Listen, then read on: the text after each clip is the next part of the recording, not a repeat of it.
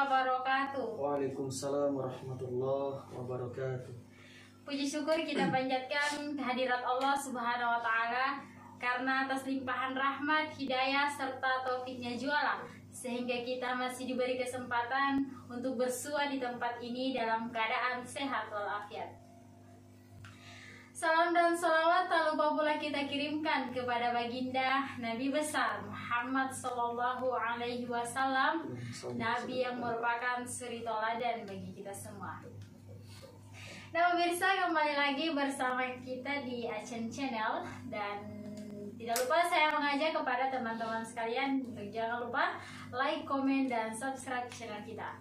Nah pada kesempatan ini kami hadir kembali dengan membawakan materi yang berbeda dari sebelumnya, dan materi kita masih seputar filsafat. Nah pada kesempatan ini materinya lebih menarik lagi karena tentang filsafat cinta. Nah telah hadir di hadapan kita Kak Suryadi ya, sebagai materi yang akan membawakan materi tentang filsafat cinta ini.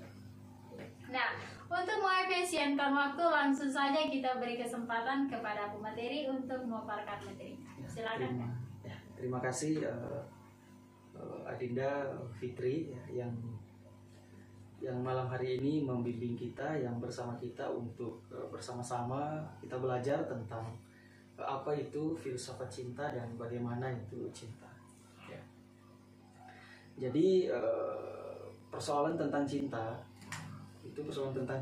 ya, ketika kita mendengar kata cinta, ya umumnya orang ketika mendengar kata cinta itu selalu mengkonotasikan atau selalu melekatkan persoalan cinta itu adalah tentang bagaimana hubungan sepasang insan antara laki-laki dan perempuan yang sedang menjalin jalinan asmara.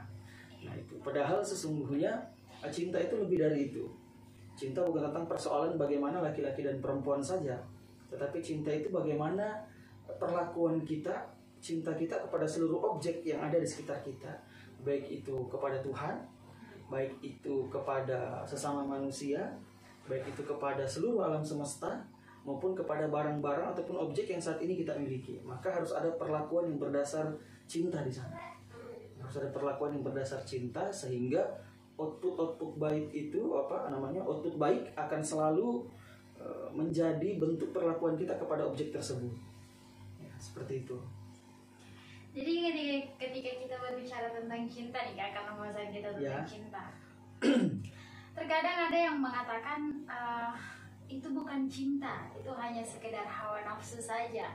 Kira-kira apa sih yang membedakan antara cinta dengan hawa nafsu itu sendiri Kak? Silakan. Jadi perbedaannya cinta dan hawa nafsu itu sangat jelas terlihat bedanya. Tapi tergantung apakah kita mau mencoba memahami itu ataupun tidak. Ya, jadi cinta dan hawa nafsu itu jaraknya jauh sekali. Walaupun memang dalam diri manusia itu Tuhan menitipkan dua kecenderungan. Kecenderungan baik dan kecenderungan buruk, fujuraha wa taqwaha. Ada kecenderungan kita menuju keburukan dan ada kecenderungan kita menuju kebaikan. Maka cinta selalu pada sisi yang baik. Itu tidak pernah ada pada sisi buruk di sana persoalan cinta, karena cinta selalu pada berujung sesuatu hal yang baik. Nah jadi justru cinta itu menimbulkan yang namanya penjagaan, justru cinta itu menimbulkan yang namanya kepada pelestarian. Jadi kalau cinta itu berujung kepada pengrusakan, cinta itu berujung kepada sesuatu yang salah, sesuatu yang kurang tepat, sesuatu yang keliru, maka tentu saja cara kita membuktikan cinta kita itu berbeda. Nah, sehingga banyak pengertian cinta yang telah diberikan oleh beberapa tokoh, beberapa filsuf seperti Maulana Jalaluddin Rumi, ada Rabi'atul Al-Adawiyah, ada Hasan Al-Basri, ada Imam Al-Ghazali, ada Al-Farabi, banyak. Belum lagi dari tokoh-tokoh filsafat seperti Plato, Aristoteles, sudah banyak pengertian tentang cinta. Tetapi tidak ada yang menyepakati bahwa pengertian cinta itu adalah ini. Artinya tidak ada yang sepakat tentang satu pengertian cinta. Artinya apa? Cinta itu memang tidak terikat pada definisi, karena dia adalah sesuatu yang abstrak. Namun eksistensinya bisa dibuktikan bahwa dia itu ada wujudnya, namun melalui sebuah perlakuan, melalui sebuah tindakan. Contoh misalkan saya menyuruh kamu untuk menunjukkan yang mana itu rasa sakit, maka itu mungkin saya tidak bisa menunjukkan bahwa iya. ini rasa sakit, yang ini namanya rasa sakit, kan tidak bisa ya? Tidak bisa kita menunjukkan yang mana itu sakit, tetapi kalau mau tahu rasanya sakit ya harus dicubit dulu misalkan, maka terasa sakitnya. Sama seperti kalau saya katakan ya, kopi saya ini manis, kalau misalkan saya minum kopi, maka rasa manis itu mungkin tidak tersampaikan ke kamu. Nah, maka kamu harus minum kopi ini. Sama seperti kalau kita mengatakan ya saya cinta kamu, sebenarnya ungkapan cinta itu tidak bisa menggambarkan cinta kita kepada dia, karena tidak ada satupun makna yang bisa terwakili oleh sebuah kata, tidak ada. Maka kalau ingin merasakan yang namanya manis, ya minum sesuatu yang manis, maka kita tahu oh ini loh yang manis. Tapi kalau untuk ditunjukkan, coba tunjukkan yang manis, tidak bisa. Nah, tapi kalau merasakan manis ya silakan coba gula, silakan coba sesuatu yang manis, maka terasa manisnya. Cuma untuk menunjukkan inilah bentuk manis itu tidak bisa. Jadi seperti itulah cinta. Jadi kalau misalnya karena cinta itu bisa dibuktikan eksistensinya, bagaimana tadi? Nah, cinta itu bisa dibuktikan eksistensinya melalui sebuah perlakuan. Sebuah perlakuan. Misalnya sebuah pernikahan itu, apakah itu termasuk juga pembuktian cinta, Kak? Ya, jadi cinta itu adalah sebuah bukti dari rasa cinta, yang dimana cinta mendorong kita untuk melakukan yang namanya hal yang baik. Jadi cinta itu, nikah itu adalah cinta, dan cinta ini ingin kita apa namanya? Ya ingin kita halalkan, bahasa-bahasa anak muda mungkin begitu sekarang. Maka saya selalu memiliki pandangan, kalau konotasi adalah cinta anak muda antara laki-laki dan perempuan, maka kita harus mengerti bahwa cinta yang benar itu mengajarkan kita masih ada hijab di antara kita. Nah, itu ketika konotasinya anak muda. Dalam konotasi yang lain, harusnya cinta kepada pasangan itu membuat kita justru semakin bersemangat untuk mencapai cita-cita kita. Ya, harus ada hal seperti itu. Cinta kepada Tuhan membuat kita totalitas dalam beribadah, tidak merasa lelah, tidak merasa gundah, tidak merasa capek. Cinta kepada orang tua membuat kita mengabdi sepenuhnya. Cinta orang tua kepada anaknya juga dia berjuang seutuhnya untuk anaknya. Cinta kita kepada orang lain membuat kita senang menolong. Cinta kita kepada barang-barang kita, HP kita, rumah kita jaga, kita sapu, kita bersihkan setiap hari. Bahkan ada sebagian orang juga yang menentang pembahasan tentang cinta, mengatakan ya ini alay, lebay, naif, gemulai. Banyak yang mengatakan seperti itu. Tapi sesungguhnya dia menentang dengan produk pemikirannya itu justru bukti bahwa dia juga mencintai pemikirannya. Kan bukankah kita ini mencintai diri kita sendiri dengan cara memberinya makan kalau lapar, kalau haus kita minum, kalau mengantuk kita tidur, kita istirahatkan kalau lelah. Itu bukti bahwa kita menyayangi tubuh kita mencintai tubuh kita. Sama halnya tadi ketika ada orang menentang pembahasan cinta, justru itu bukti bahwa dia sedang mencintai pemikirannya dengan mempertahankan pemikirannya. Ya, seperti itu. Ini berbicara tentang cinta, kayak kita lagi kembali bahas cinta ya. Iya. Ada tidak sih suatu cara untuk menumbuhkan cinta, ataukah cinta itu tumbuh dengan sendirinya atau sebagaimana juga? Ya, jadi memang ya ada indikator kenapa cinta itu bisa tumbuh. Ada indikator kenapa cinta itu bisa tumbuh, bisa karena fisiknya, karena sikapnya, karena kelakuannya. Namun dalam persoalan menjalin yang namanya atau memaknai sebuah cinta, kita itu harus bisa naik level. Kira-kira seperti itu, kita harus bisa naik peringkat dari 1 menjadi 2, dari 2 menjadi 3. Sehingga dalam cinta itu sebenarnya tidak ada pengorbanan ya. Tidak ada pengorbanan. Justru yang ada itu adalah keikhlasan. Cinta itu berujung kepada keikhlasan. Misalkan contoh ya, sebagai contoh, saya ingin menjenguk pasangan saya misalkan ya, di Sinjai ataupun di Bone, lalu kemudian saya pergi tengah malam karena mendengar kabar bahwa dia sakit. Lalu saya berangkat secepat mungkin, menempuh jarak yang jauh di tengah hujan, di tengah badai, saya lewati saja. Lalu teman-teman saya melihat saya lalu mengatakan, loh kok kamu rela-rela jauh-jauh ke sana mau berkorban demi dia? Ya saya langsung stop saja lalu bertanya dan memberitahukan kepada mereka, loh kamu saja yang bilang saya berkorban, tapi saya tidak merasa saya sedang berkorban. Kenapa? Karena saya ini sedang berangkat dari rasa cinta menuju kepada yang saya cinta. Lalu kenapa saya harus merasa berkorban? Justru saya harus melakukannya dengan senang hati, saya harus melakukannya dengan rela hati, saya harus melakukannya dengan kebesaran hati. Karena memang kita menuju kepada yang kita cinta dan berangkat dari rasa cinta.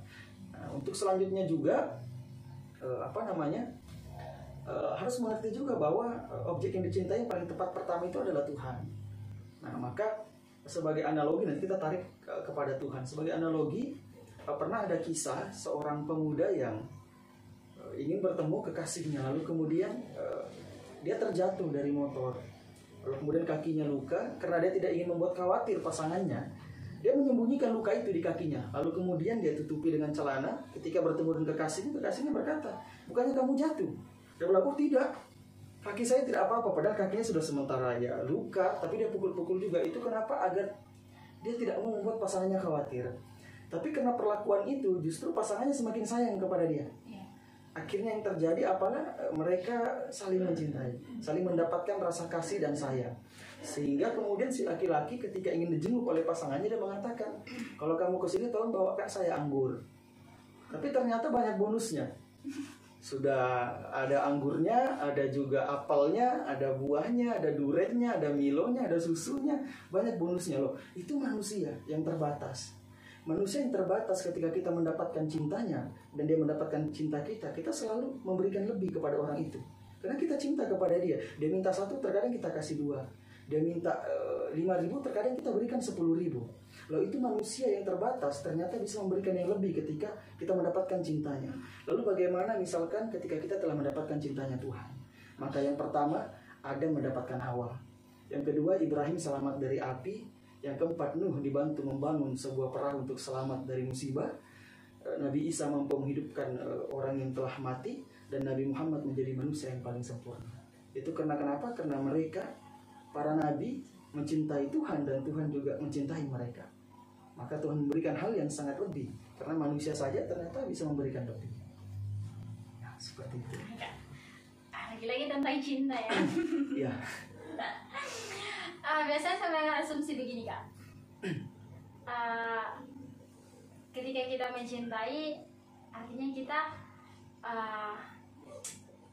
membiarkan dia bahagia meskipun itu dengan orang lain. Pernah dengar begitu kan? Pernah. Bagaimana itu maksudnya?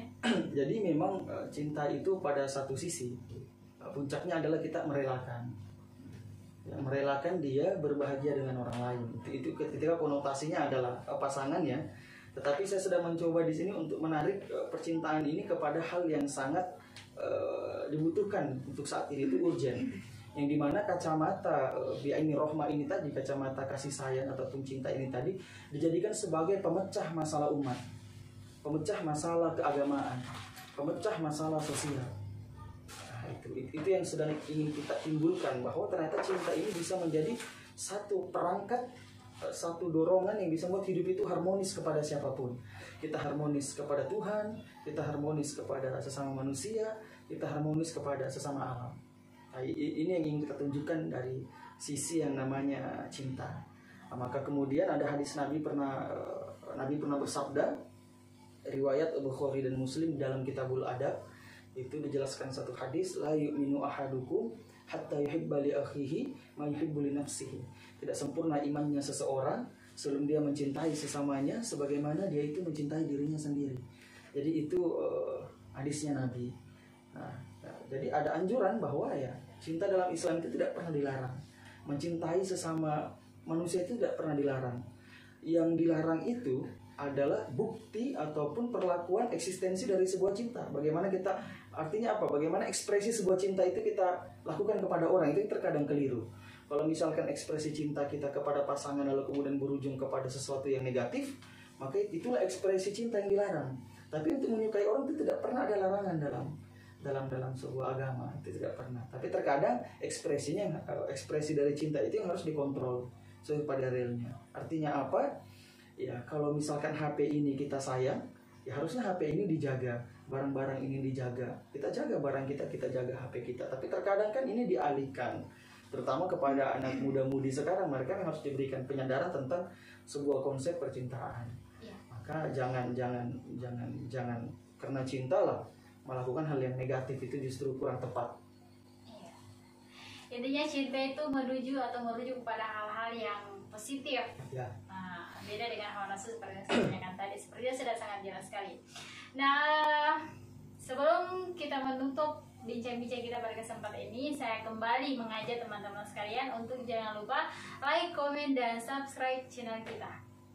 Nah, itulah materi tentang filsafat cinta yang dibawakan oleh Kakak Suryadi. Ya. Nah, sepertinya mudah sekali. Saya berharap materi ini bisa memberikan kebermanfaatan kepada kita semua ke depannya. Nah, untuk kesempatan ini itu dulu ya. Pada kesempatan ini materi yang akan kita bawakan.